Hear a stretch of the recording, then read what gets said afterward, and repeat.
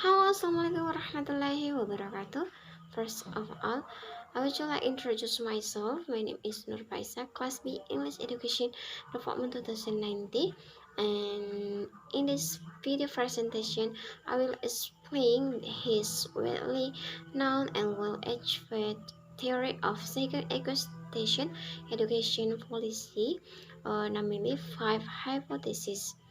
So, for the first, the acquisition learning hypothesis, Kirsten makes distinction between acquiring language and learning language. He says that language that is learned is not the language that is really spoken. According to Kirsten, teachers must focus on using natural authentic and mindful activities in the classroom in order to help all as communicate in the real world.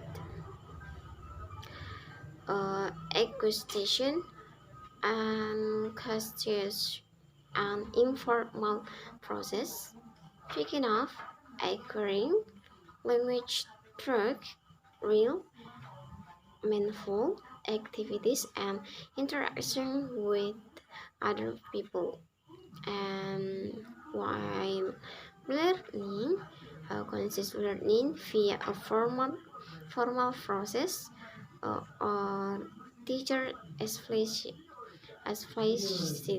teach grammar or structure and student study and knowing about the language. Next, for the second, the natural order hypothesis. Christian suggests idea in this hypothesis, namely that the extension of grammatical structure follows a natural order which predicate and mimic the first language acquisition, uh, namely present and past progressive verb tense plural, the conjunction of the verb to be, the irregular simple past verb tense article, the regular simple past tense of the verb, the simple present verb tense singular form, and the possessive case. Number three, the monitor hypothesis. Question stage that when people talk or write in their second language, they produce only the language have acquired, not the language they have learned. However, present that as that learning is important so that people can monitor the language that they produce. Number four, the input hypothesis.